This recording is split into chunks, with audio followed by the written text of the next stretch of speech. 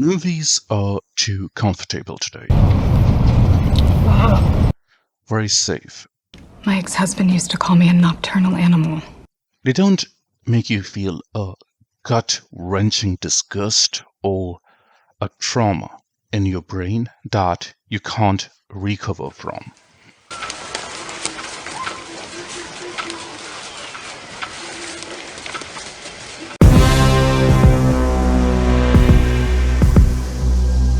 Look at the titles even.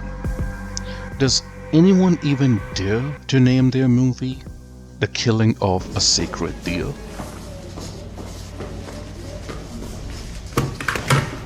Or saying the word Antichrist? Is it too blasphemous already? Forget about understanding a movie.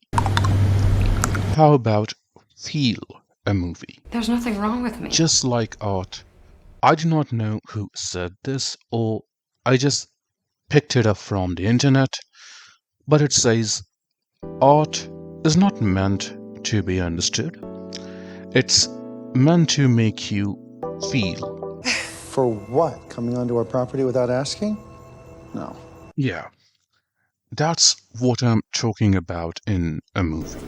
Hi, creepy guy. A movie that crawls under your skin for days, making you panic, scared to go home alone from the theater, giving you a paranoia of sitting in a certain taxi or staying at a certain hotel.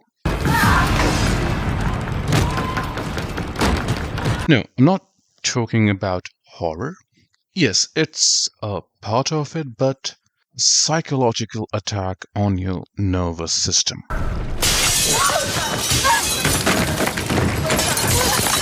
Like Antonio Banderas changing the gender of the attacker who sexually assaulted her daughter.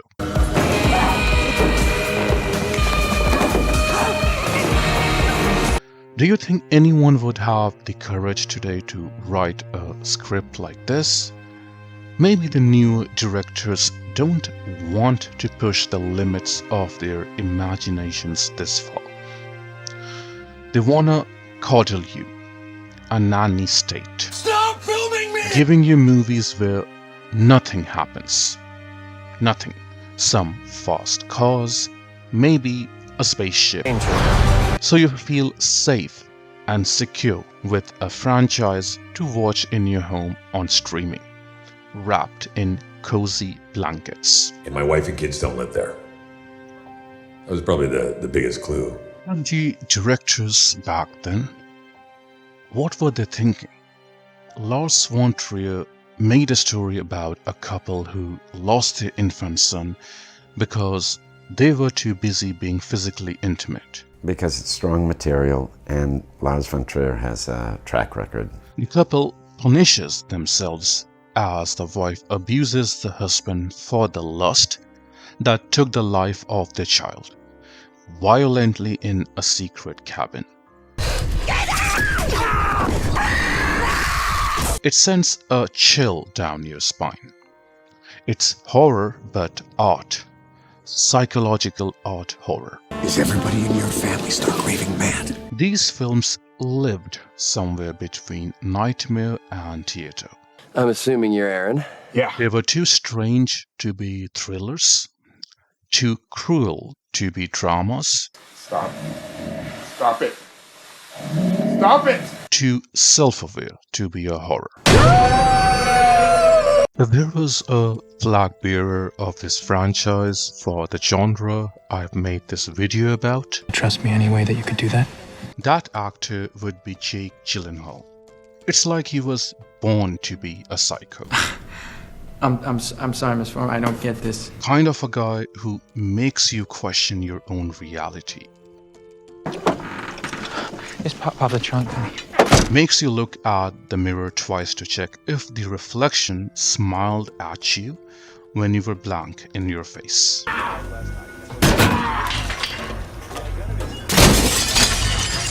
Enemy, Nightcrawler, Nocturnal Animals. Why do I feel Gyllenhaal would be a perfect match for any movie that has Ryan Gosling too? Excuse me, sir. What are you doing with an open cube truck? What are you doing? Why are you sitting here like this? Of course not. Doesn't seem to matter. Yeah, but it seems like if I were to switch to Jake in Drive or Blade Runner, we would hardly notice. Hello, A-boy. You alone? Why doesn't Lars von Trier doesn't exist anymore? Finally, the pain is so unbearably intense. Why don't directors like him make films anymore? When I was in America, I was fortunate enough to meet Mrs. George Pullman. I don't want to see something perfectly made, curated. How about something weird, absurd? Absurdism. Yes, that's the word. Where did this art forms go? Jewel poison, miss. Are they extinct? Are they lost forever? I miss Lars Swan. If you watched his movies, especially at a younger age, I'm telling you, it will mess up your psyche. It will affect your personality. It will alter the chemicals in your brain to see the world in a way that's not invented yet. Absurd. During the shooting, I think he comes from a very emotional place. A movie should fuck you up. It should give you a trauma that you aren't able to differentiate reality from fiction. It should alter your emotions that you're never the same person again. That's how these movies work. You watch The Lobster and you start questioning the entire ethics of modern dating. When we turn our heads to the left, it means I love you more than anything in the world. You question the physical intimacy. You question the purpose of soulful romance. You watch Nocturnal Animals and you start to think about the relationships you had, about your ex, about all the love you had in your past. And then there's Enemy, an existential crisis. Am I real? Is this video real? Is everything a lie? To me, Enemy is an evolved form of schizophrenia, comprising Fight Club and Eyes Wide Shut. Okay. And how does A secret sex society and a 9-to-5 man puzzled in his life, seeking escapism. Tell me about it. Oh, well, sure. I mean, yeah, there's always something. Also, to think about it, Villeneuve was quite a mind-bender back then. He did Enemy and Arrival.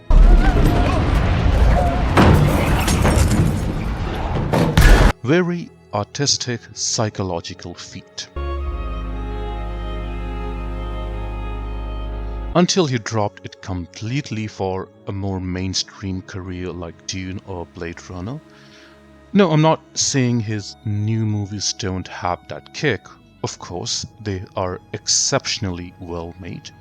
But he was quite an experimental fella back then. I believe this is the arc of most directors. They start to do something very special, very different. They do, yes, and then the success comes. And now all they do is commercial pandering. No hate to commercial blockbusters, they have a place in their own realm. But this video is about directors who just didn't care about the rules. Darren Aronofsky, another one, created Mother. Something I'll list in the same regard as all the other ones I have mentioned. It's another film away from reality. It's biblical, and more than a psychological horror, it's more of a psychological realism, more spiritual.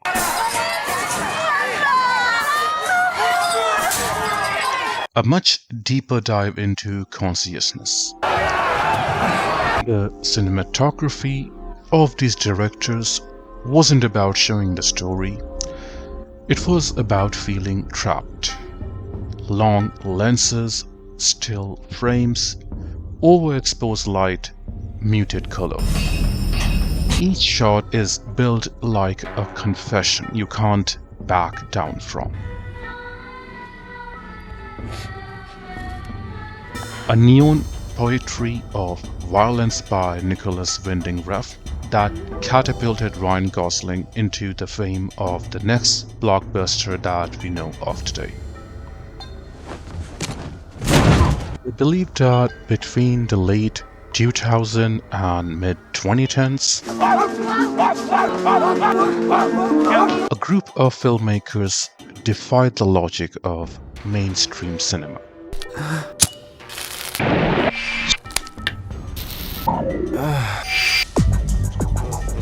They just protested against pandering to the audience, pandering to the public.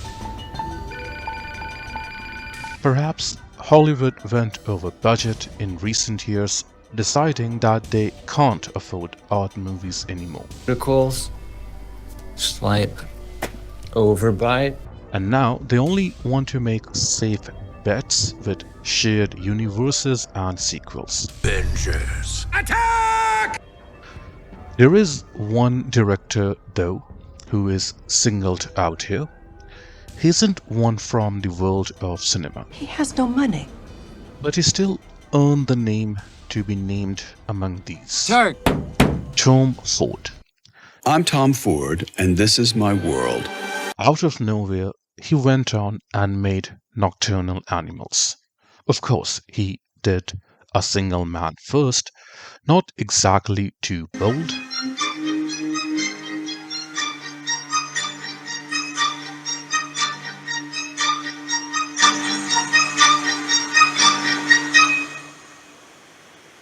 It's a pretty movie, melancholic, but pretty.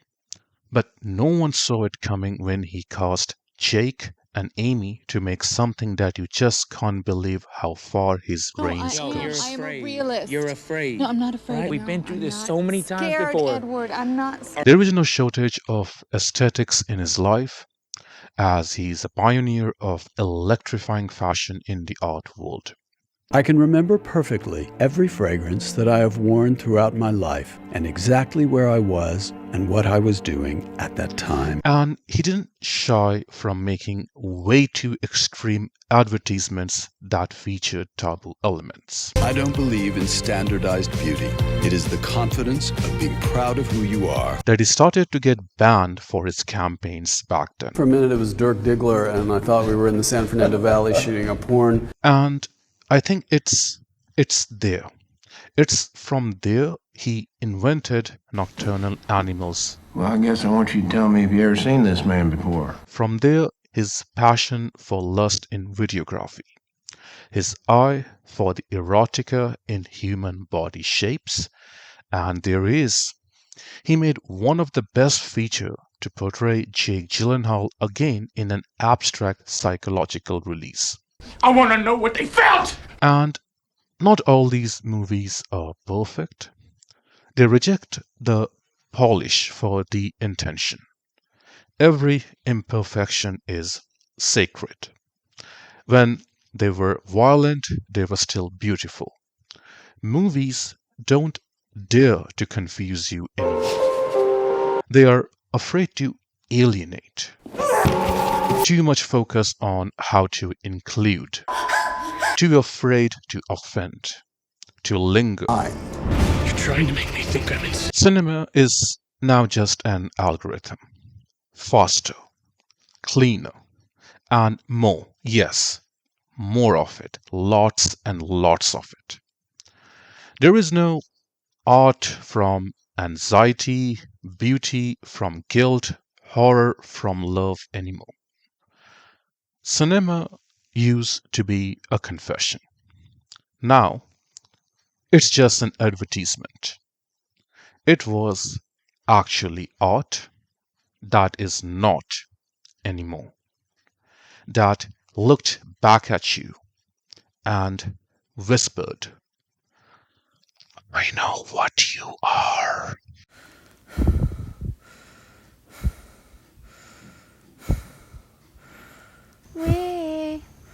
We don't have to worry about nothing, 'cause we got the fire and we're burning one hell of a something. We're gonna let it burn, burn, burn, burn. We're gonna let it burn, burn, burn, burn. We can light it up, up, up, so they can put it out, out, out.